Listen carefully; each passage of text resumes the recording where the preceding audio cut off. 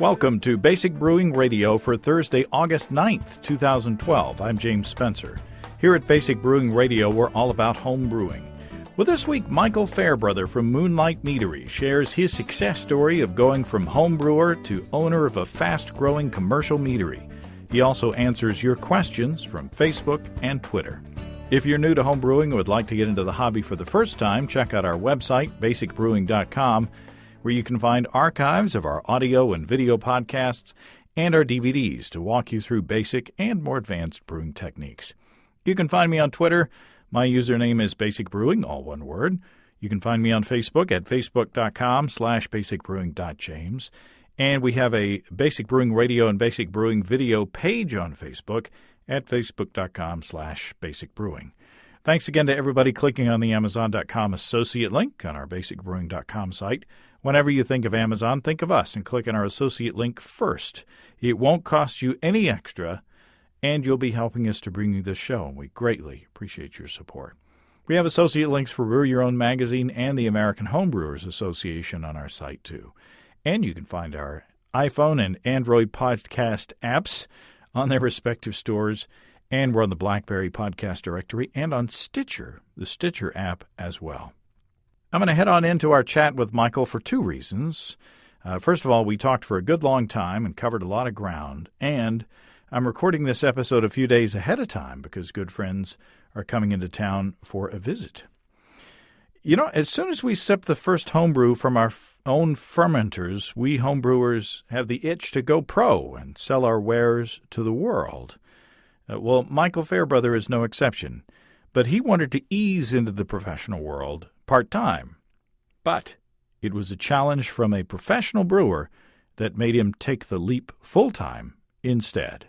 Well, Michael Fairbrother, welcome to Basic Brewing Radio. Happy to be here. We met in person. What was it? It was during club or pro night. Was it in San Diego when we first met? Actually, in person? No, that was actually Florida. Was it? Holy smokes! Yeah, that was a home brewer back then. But I was, you guys caught me in one of the clips.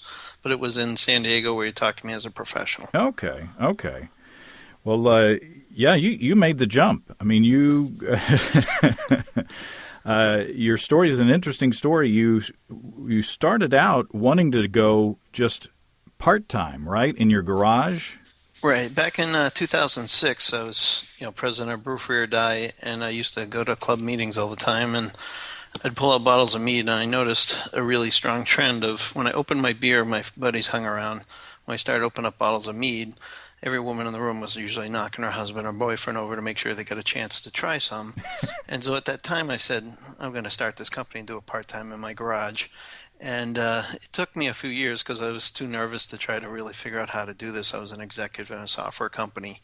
But in spring of 2009, I was at the Craft Brewers Conference here in Boston. My friends from Boston Beer Company got me in to tour and talk around to professional brewers. And I was talking to Omar from Surly Brewing Company and telling him of my goal here to start this company part-time. And he literally changed my life with one sentence. He looked at me and he said to me, how can you possibly think you can do something you love part-time? Well, I'd never been challenged like that before. And I couldn't figure out one way to argue with him. So that summer I spent working on my business plan. And by September, I won my third straight Mead Maker of the Year in the New England Regional Homebrew Competition. And I won Best of Show, which had 353 entries from all the United States and Canada. And that was, as they say, the last straw. And came home, started working on my business, the application, and we got our licenses by May. Quit my day job on July 8th, 2010, and we sold almost 100,000 bottles in the last 25 months. Gosh. Now, have you had any growing pains growing that fast?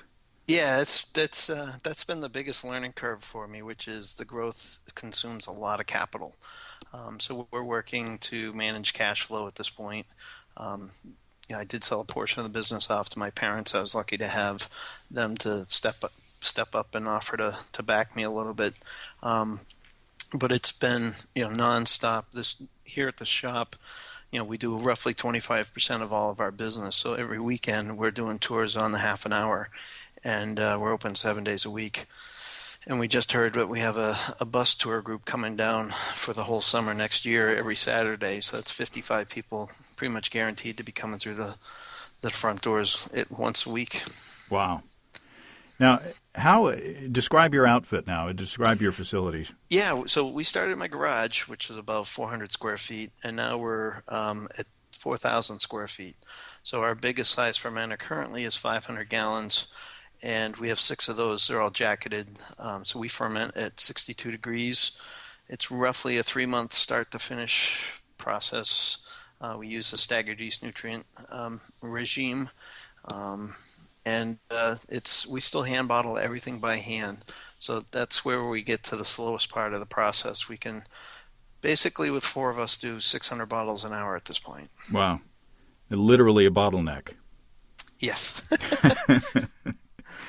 So, are there plans to expand into an automated bottling facility? Or? Yeah, when the time makes right. We've got capacity right now to do over 250,000 bottles a year.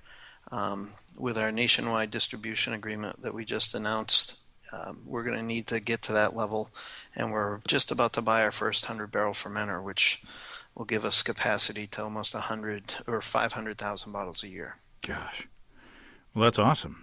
Yeah, at time of my life. You've got to be pinching yourself, but it's got to be a little scary too. It was terrifying, but the biggest obstacle for me to ever go from, and I was an executive in a software company, to go from, extraordinarily high income to, putting everything on the line, it came down to a choice of, in 2009, me looking at everything and saying, if I can't invest in myself, who can I invest with? Mm-hmm. So, think of where the stock markets were going, looking at everything being lost, and software companies were outsourcing work overseas, left, right, and center, and I was tired of trying to explain the difference between a software engineer and a programmer in a foreign country, and the skill sets aren't the same. So it was the right thing, and I'm not ever going to regret it. I'm having literally the time of my life. I couldn't, I make over 58 different varieties of mead. That's more than any other meadery in the world. Wow. Now, 58 varieties. Right. So, how do you get 50? How do you get 58 different varieties? My mom taught me how to cook as a child, and she never cooked the same recipe twice. So she never followed recipe books. She always thought through flavors. And so as she taught me how to cook, that really stuck in my mind. So when I was in high school, I was thinking I was either going to go become a chef or going to go into computer science. And both of them seem rather opposite ends of the spectrum, but both involve a lot of creativity. So when I was in high school, I was probably 14, I started working at a restaurant here in New Hampshire, and I realized real quick that working in a kitchen in the summer is ungodly hot. Mm-hmm. And I'm a big guy, and heat does not do me the best. So I immediately went with computer science, and the funny anecdote to my life was, in high school, my guidance counselor told me not to even bother going to college. He said, you'd never make it in computer science. You're just going to waste your money. Just give it up and go to a vocational tech school. So I went on to become a chief architect and then a vice president of engineering. And my last full-time job was a chief operating officer in a software company. So don't ever let anybody tell you what you can't do. Usually ask these people to get out of the way so you can just do what you need to do. And so thinking through flavors is really, it's like asking me, how do I breathe? It's kind of like some days it's really easy. I've got some coffee sitting around because we make a coffee mead. I got some vanilla because we make a coffee and vanilla. And I'm looking at some chocolate or cocoa nibs, and I'm thinking, boy, I bet you the combination of all three of those would go great. And we have our latest release, which we called Seduction. And we bottled 50 cases 2 weeks ago, and we're down to just 15 cases left. So how many of those 58 varieties get repeated? Quite a bit of them. We got roughly 30 that we keep in rotation. Some of them are pretty, esoteric and not something we're going to keep in heavy rotation. I make one with habaneros and another one with habaneros and chocolate. Those are pretty small batches, maybe 200 bottle batch size. But some of our biggest ones are currently 500 gallons. So we get 5,000 bottles per batch. Wow.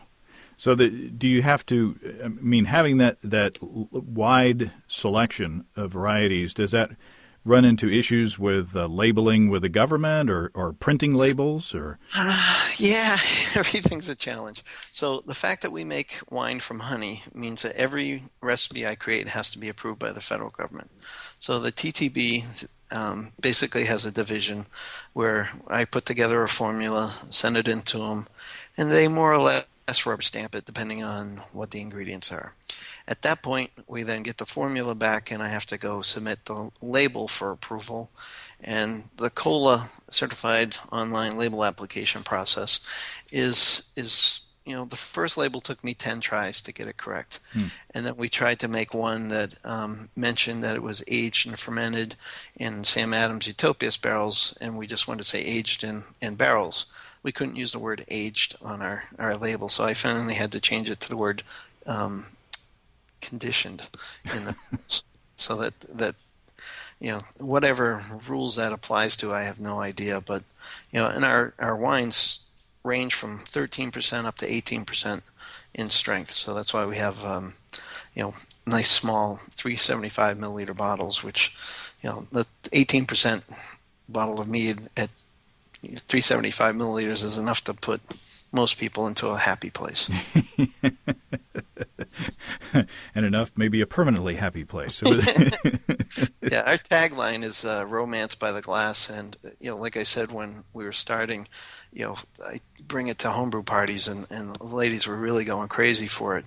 So I really thought that that's who I was going to target my marketing campaign to is women, not to Renaissance fairs, not to the Wiccan community. Not that there's anything wrong with either one of those groups, but I really wanted to make a mainstream or a new category of beverage, more like how cider came back into popularity back in the mid 80s, and look at what it's doing now. I mean, I look at all the other meaderies in the world as, think of the market opportunity as a football field, and we're all specks of dust on this football field. If we get to be the size of a football, we're really happy. And we probably still will never see each other. So, I mean, I really think of them as my colleagues instead of my competitors, because it's, to me, when I was watching, the professional brewers and how they interact, I'm good personal friends with Mitch Steele from Stone Brewing Company.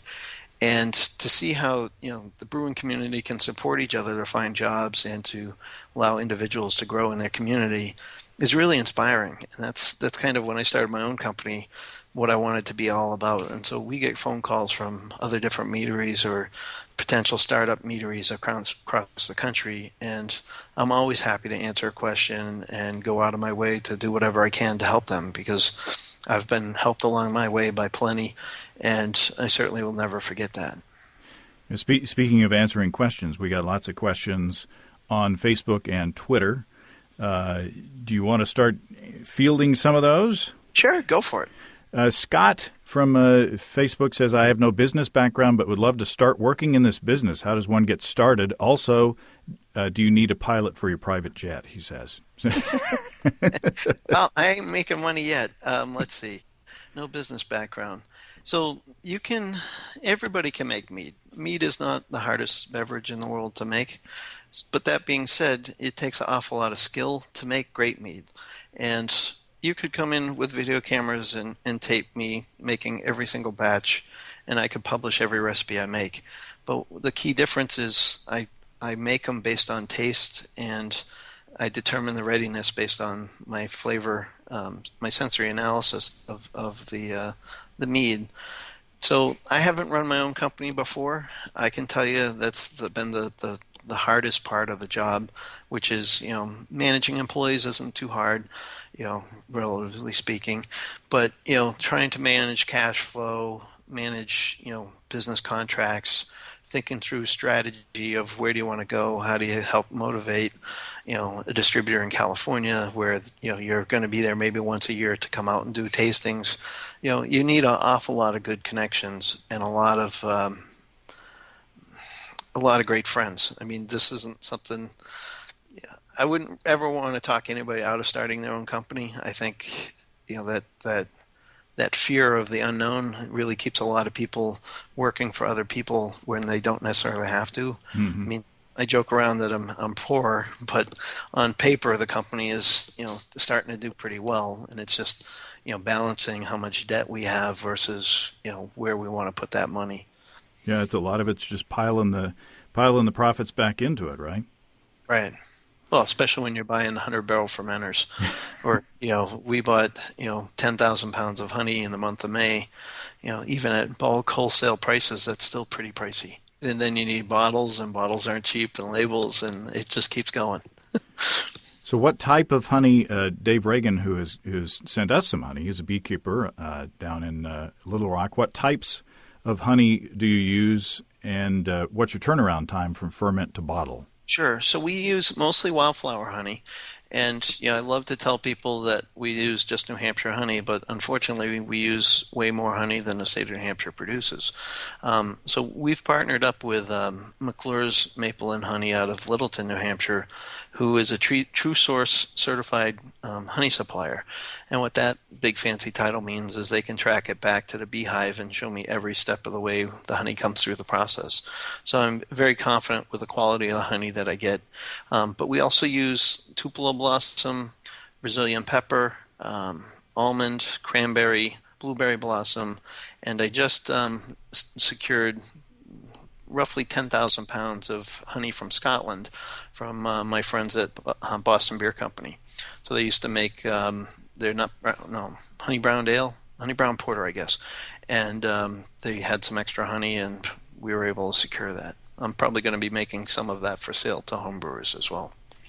And Boston Beer Company is known for sharing ingredients. They have shared hops with other brewers during the hop crisis and such as that. So they're good ones to have a relationship with, it seems like. I used to run their homebrew competition up here in Boston for 4 years, so I've got some really, really amazing friends at the company, and I'll cherish that forever from,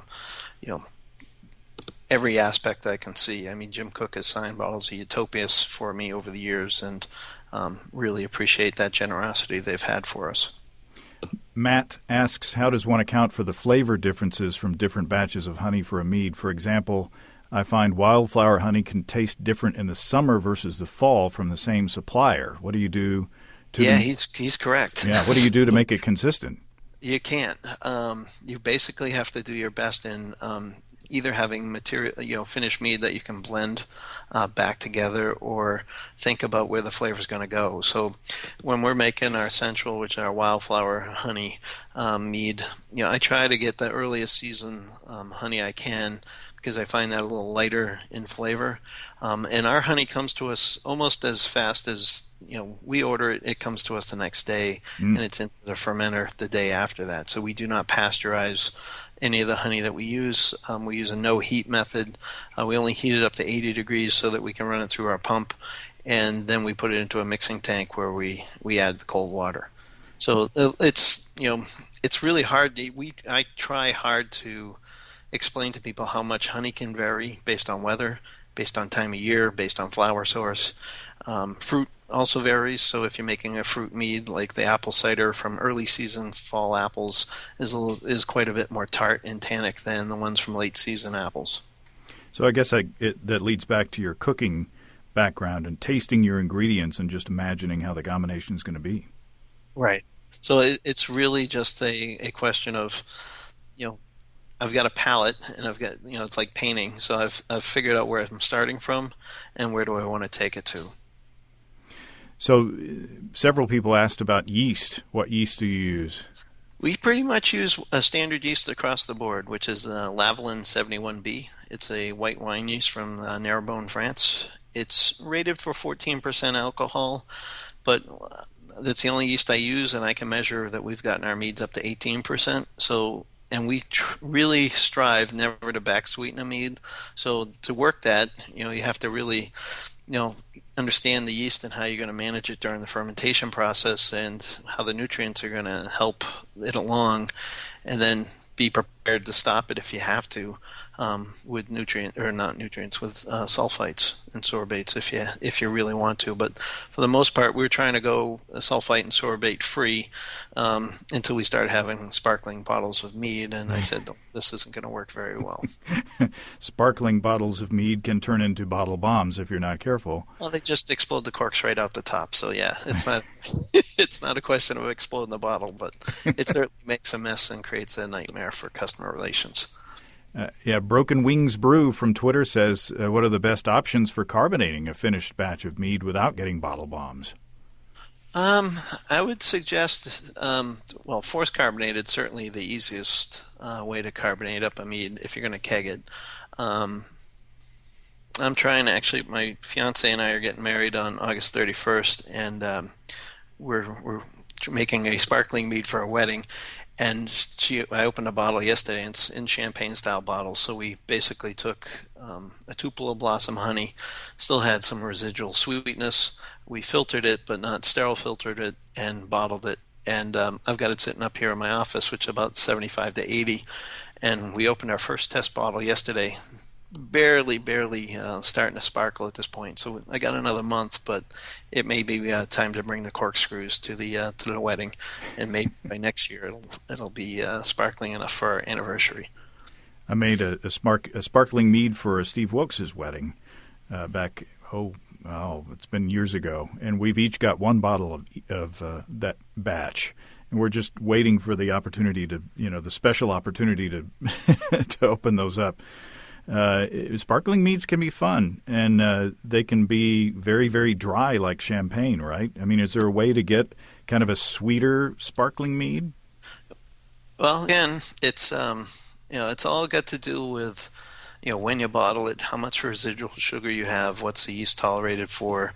I mean, the yeast is, the more alcohol you get put into it, the more the yeast, or the more alcohol that's in the mead, the slower it's going to ferment, and the less likely it's going to go out to completion. So, we've made meads from 30 to 40 bricks up to 50, and I can tell you a 50 bricks mead, you're never going to get a bones dry. It's going to be almost sweet like candy syrup, and then you're going to need to blend that down with something a little drier. So you say that you do the staggered nutrient regime. Can you talk about that? And is there an easy way for homebrewers to attack that? Sure. So first and foremost, go read the paper that Kurt Stock produced or put together and presented at the National Homebrewers Conference a couple of years back. So basically, you're adding, let's say it's 2 teaspoons of nutrients that you're going to split over 4. Actually, I guess it's 3 teaspoons that you're going to split over 4 increments. So the first 3 go in every day for the first 24 hours. So you take your Go Firm and your Fermaid K, or you can use DAP. I pretty much stay away from DAP and just go with Go Firm and Fermaid K. So you can pick those up at any homebrew store. And so if you're going to start with 3 teaspoons, you take a quarter of it one day, a quarter of it the next, a quarter of it the third. And the last quarter goes in when you're about third the way done completion of fermentation, so that you're really giving the yeast the nutrients they need to do their job. And by controlling the temperature, like we ferment at 62 degrees, and by using the nutrients, we get a turnaround time of 3 months. And I have talked to other professional meaderies that talk about a turnaround time in 3 weeks. I can't tell you how that's being done off the top of my head other than adding an awful lot of nitrogen, but I'm sure there's other people more skilled than I am that have been doing this much longer than I am that have really solid ways of doing it. But it's just from my experience as a home brewer, 3 months was the fastest I wanted to see it turn around, and I'm pretty happy with that as a business owner. So is there an issue with scaling up as far as production goes? I mean, is it a simple matter of just scaling up the recipes, or are the things happening with the larger batches that don't in the smaller ones? That's a great question. So several things happen. So a really big batch will can tend to stratify, so you'll have different densities of mead at the top, in the middle, and at the bottom, and that's certainly a challenge. You don't want to be measuring it off the top or off the middle and getting completely different than where you're shooting for. So you have to recirculate the mead, agitate or otherwise degas it to keep it mixed up. Also, temperature gain in a 55-gallon drum. You're going to see about a 7-degree gain over ambient temperature during just from the fermentation. So that's why we ferment in this time of year in just refrigerated glycol jacketed fermenters. That way we can get a nice, clean, consistent time after time batch. And sometimes it's a little drier than where we want. Sometimes it's a little sweeter, but for the most part, we're trying to hit the same source. Same target. What about oxygen? How do you handle oxygen? We we use some pretty big pumps. So we're pumping at 26 gallons a minute, and we shoot it out of a racking cane into the top of the 500-gallon tank. So it's splashing around. I have an oxygen system that I have for my beer and more beer brewery at home, and I just haven't cranked up or found the need yet to actually try to work with that. We haven't really tried to push the upper end of like 23% alcohol or 19%. We've been able to get by with just natural oxygen or aeration into the meads. So do you add air or oxygen just at the beginning of fermentation, or do you nurse it along a little bit? Actually, mead's completely different than beer. So you with beer, you're trying to keep oxygen out of it once you start the fermentation process. With mead, it's not the same. Air is actually going to help it oxidize, and that's why mead kind of gets better with time. So, the ancient way of making mead was you kept it for 2 or 3 years, or, I say ancient. Back when I was making mead in '95, it took 3 to 4 years for it to make. And by adding that oxygen, so like when we age, we make some mead called Utopian in our Sam Adams Utopias barrels, and that slow process of letting it sit in these barrels gives it a really, really beautiful finish. It's almost, you pick up whiffs of bourbon, you get a little coconut and vanilla notes from the oak, but the honey just softens right up. And so adding that oxygen into the process is called degassing as you make wine. It pulls the CO2 out of solution because CO2 is toxic to the yeast.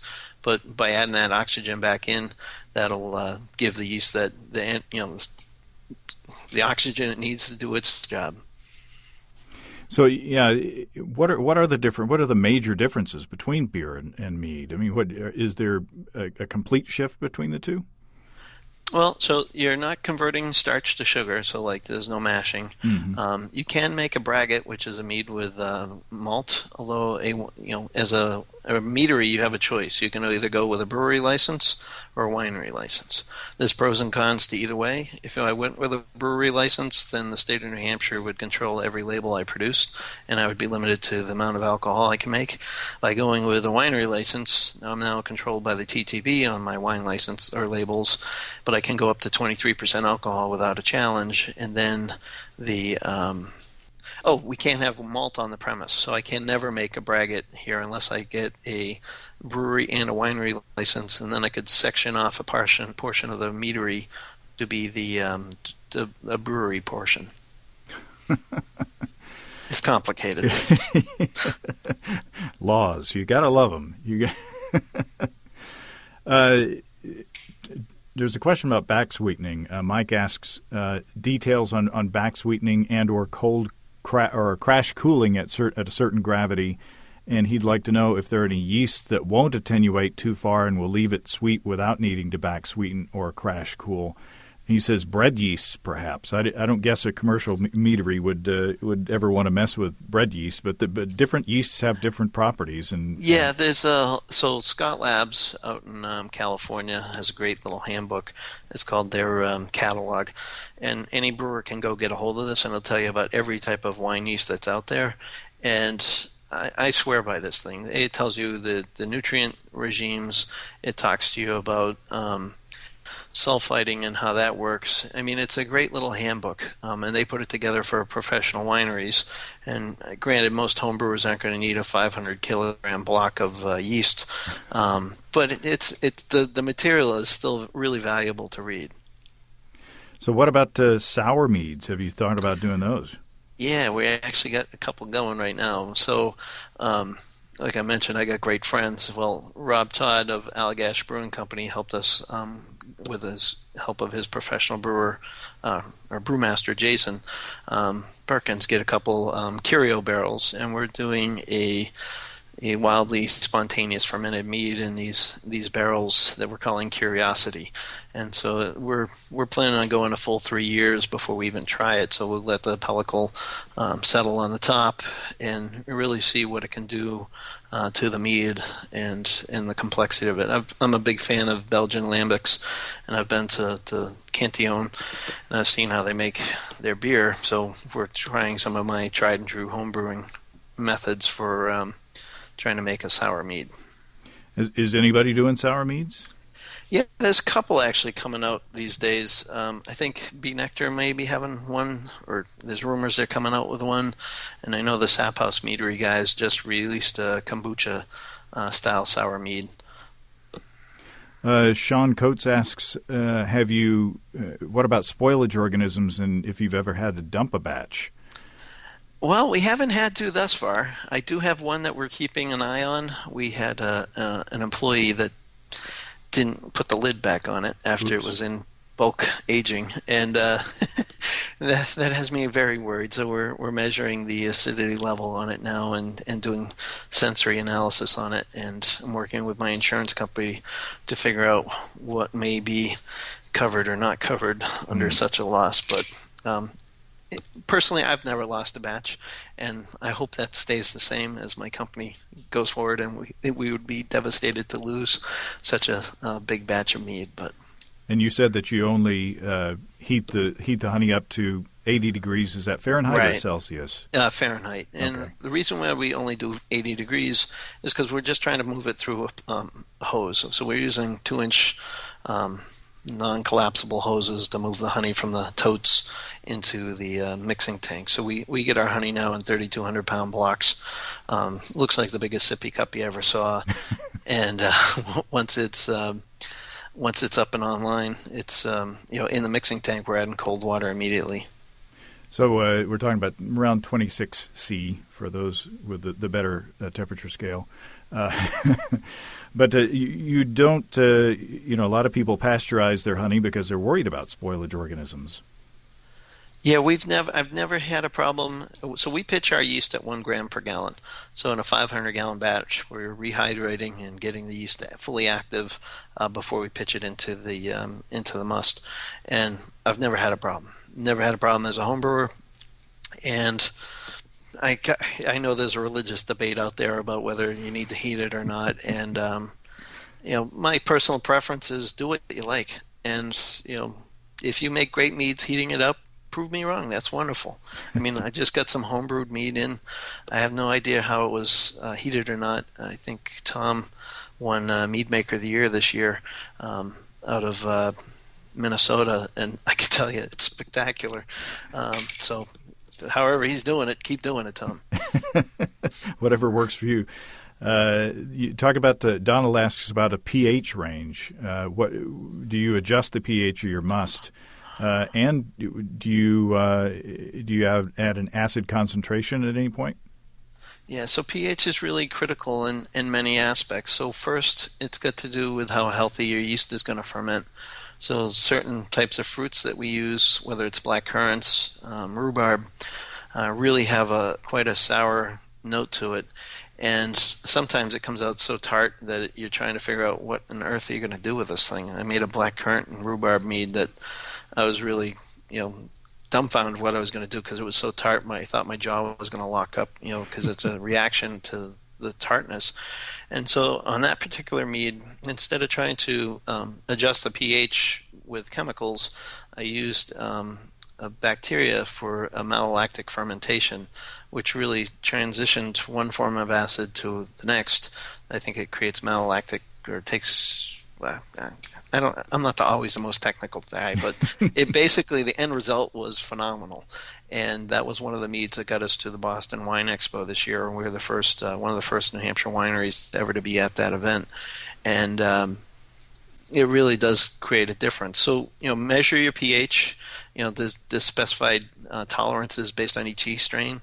It's good to stay within that tolerance. If you're outside the tolerance, things are going to slow down. You could get stuck fermentations. And then the sweetness really matters. So, like, we made one called Mojo, which is based off a homebrewer's recipe. Mike Manning, out of I think he's out of Pennsylvania. He won the Valhalla Meeting of Life last year, and Mike's recipe had lime, mint, orange blossom honey, and it was spectacular. And so he made his carbonated, which the carbonation gave it a nice little carbonic bite. And I didn't want to go the carbonation route, so I added a little bit more lime juice than he would have added to his recipe. But that lime juice added that citric acid that really held that sweetness within check. So, I really look for a balance in my flavor. So when even my sweetest meads are still quite balanced, and some of them show real high on a brick scale for sweetness. My hope and my goal is to have the perception to be a little more balanced. So you prefer adding natural acidic ingredients rather than, say, just an acid blend or something? Yeah, we do have everything. So we have citric acid here. My friends tell me it's cheaper to use citric acid than lime juice, but when you're looking at something you're trying to make from, like, my experience levels from home, it's much easier to go clear out 10 of the local grocery stores of all the real lime juice they have and use that versus trying to figure out how to dose it to the right level with citric acid. At some point, someday, I may have enough resources to hire a chemist on board to really kind of walk me through some of this stuff. But for now, it's still pretty much, how would I do it as a home brewer, and how do I keep track of it? At what point do you give up the reins as the mead maker? That's a great question. Are you gonna? I got no plans to do it. I'm having such a time of my life. I think at some point I may be doing more, touring, talking to people about the process, doing tastings. I mean, we just got back from Seattle. Amazing event for us.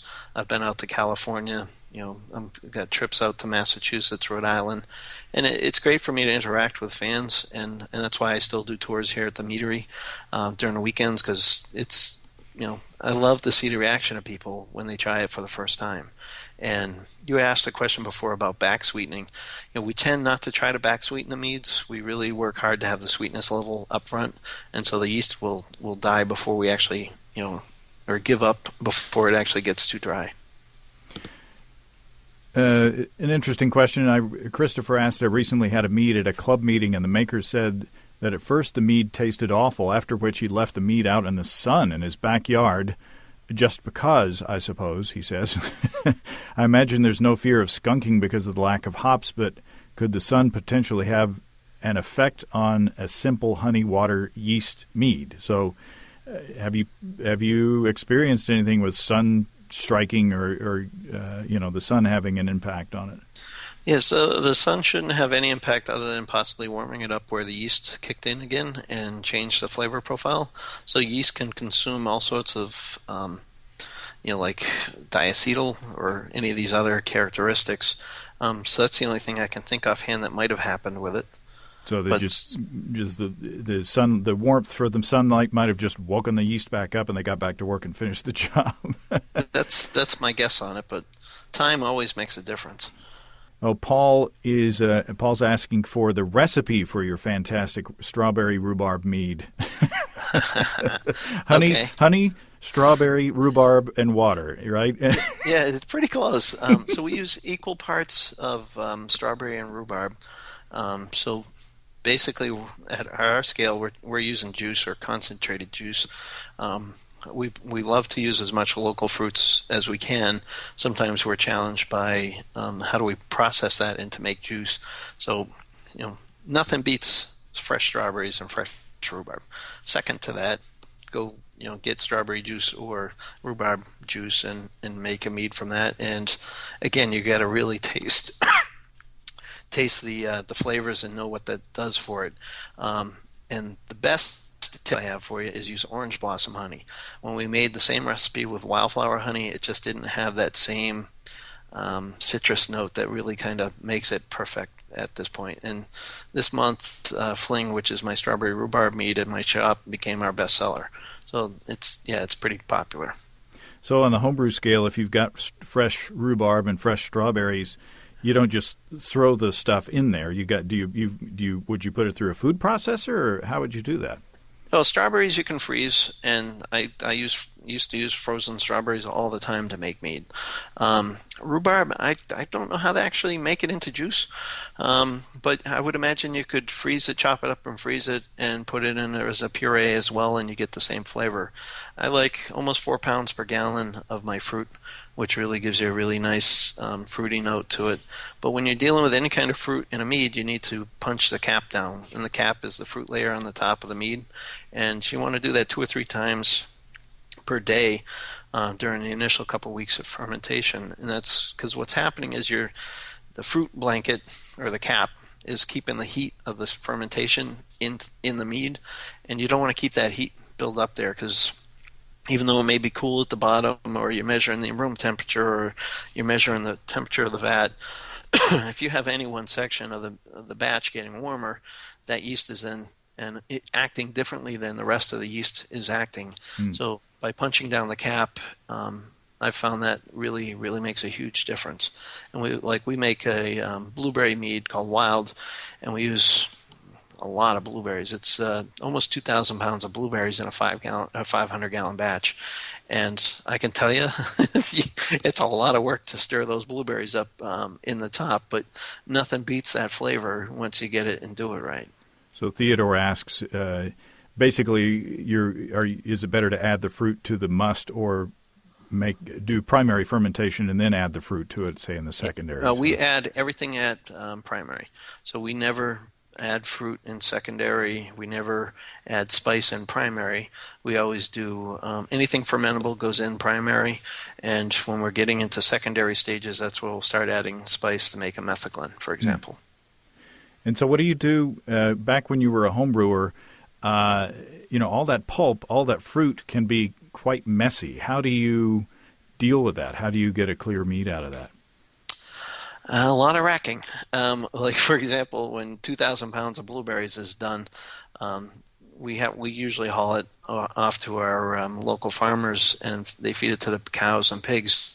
And I can tell you, I wouldn't want to go back the next day to see what's going on around that farmyard. But it's once it's racked, the fruit will float up to the top, and so you can rack out from underneath it. So you need a nice racking cane to do that. You've got drunk cows. With probably challenged intestinal disorders. Oh, man.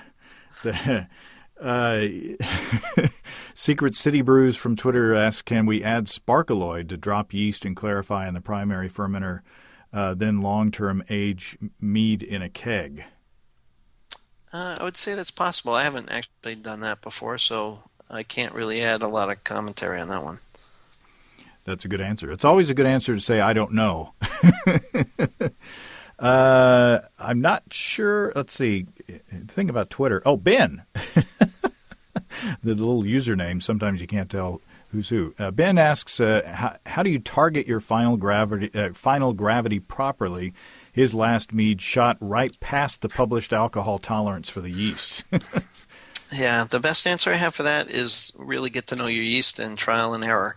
So I've been making mead since July of '95, and I used to do that quite a bit. And so I started trying to isolate down how do I refine my skills, and that's why I've narrowed in on Lavalin 71B and how to me, I know this yeast is exactly what it can do, what pH range it can live in, and how it likes certain fruits better than others, and what does it need or what is it missing, what's it going to do to a tupelo blossom honey, or how's heather honey going to come out. Good questions, and some of that I don't know. Yeah, that's a good strategy, especially if you guys are making dozens of varieties of mead. Having one thing to be standard, being your yeast, it seems like that would that would alleviate a lot of headaches down the line. Yeah, it's one less variable to paint with. And so I literally think of the flavors I create as more or less works of art. And if I'm starting with a canvas and my canvas is my yeast, I can then at least look at where do I want to take the other flavors to push it where I want to go. One important ingredient that we haven't talked about is water. How do you, what's your water makeup, and do you do anything to tweak it? Or Nope, it's the same water I've been using since '95. It's town municipal water supply. We take it in. We do not heat it, filter it, or do anything else to it. It does change over the time of the course of the summer. It's coming out of a lake up here in New Hampshire called Lake Massabesic, and I brewed with it too, so I never really had to work too hard on additions or salts to the brewing waters. I'm not sure exactly what that would really do for a mead anyway. Usually trying to get some different, with the hopping rates for beer, for example. I haven't really played around with trying to make a hop mead at this point. Although I've got a 20-gallon brewery at the house that I'm itching to put to use, and I'm thinking of making a 20-gallon batch of hop tea that I can then take here and blend the honey in and see what it's going to come out to be like. So you don't even filter for chlorine? No. Wow. That's going to be surprising to a lot of people. That's not. I mean, if the water tastes good, and I'm drinking a cup of it here right now, I'd say go with it. If it's tasting or smelling funky, I mean, it's not. New Hampshire's pretty. How do I put it? Not quite cow town, but there's some good populations in and around. But I mean, it's fairly suburbs. I always love to hear professional brewers say things that that go against common wisdom, like always get the chlorine out of your water. Well, here's a professional mead maker who makes awesome meads that I've tasted, and he doesn't. Yeah, it's really if you to get to know me is to understand that I'm a seat of the pants type of guy. I mean, I look at it as if they can be making mead for tens of thousands of years. I've got a little bit of knowledge that gives me a huge leg up on how this is done, and that's why I say it's more artisanal than just a process. It literally what I can taste and what people ask me all the time will you make this recipe? I pick on watermelon because it's not one of my favorite flavors. And I looked at the first person that asked me to make watermelon mead, and I said, go for it. Start your own company, make your own watermelon mead. I wasn't trying to be terse. I can't think of the flavor in a positive way. I'm never going to make it because I make everything I make for me. The fact that I got other people that love it is just a bonus because I look at it, if nobody ever buys a bottle, I'm drinking it. And I want to drink what I like. So where can we find it? Where can we find your meads? Yeah, so right now we're huge news. We assigned a distribution deal with St. Killian's Importing, which is going to be bringing us to all 50 states. So they're taking us to 12 more states. The order's leaving the dock tomorrow. So we're going to be, right now we're in all of New England and California. So from Napa Valley all the way down to San Diego in California and, every state in New England. But the expansion is going to include New York, New Jersey, Washington, D.C., Maryland, Virginia, Pennsylvania, Georgia, Florida, Texas, Illinois, Colorado, and Washington State. I think I got them all. Oh, and Nevada. Wow. So yeah, it's pretty huge. And their initial order, which we expect to be just a token, was one of the biggest orders we've ever had in our corporate history. Now you've got a finder on your website for people who want to go and see where it is. So we have two ways you can look it up. So one, we have a where to buy, and you can enter in the state, and you'll get a listing per state, or you can enter area codes, etc. But we also created a Google map, so you can search. And as soon as my distributors tell us where they're putting it, I'll update the information on the website. Often that's not the easiest challenge because they're really busy with every other product that they're trying to sell, and sending me an updated list of accounts isn't always a priority. But if customers find my product anywhere, please let me know, and I'll help share it with everybody else. And people can follow you, Moonlight Mead, on Twitter. Correct. And your website is moonlightmeadery.com? Yes. And we can ship to 17 states right now. I don't have a complete list, but there's an online web page for that too. And unfortunately, Arkansas is not on that list. Whenever I ask people how far is your distribution going, my inside question, the question that's inside my head is always, when is it going to come to Northwest Arkansas? So, well, it's my goal. It would be as soon as you start telling stores you want to buy the product, and they contact their distributor, and their distributor contacts St. Killian's, we can make it happen. My goal is we've already shipped product to Australia, so my goal is to make it. A lot of my friends tell me I'm crazy to be growing so fast, and why would you want to have product in Australia, or why are you trying to, what's the goal? My goal is I want to share what I love. I want to make the product I'm making and keep it honest and real. But, if people want something to taste great, they're going to demand it.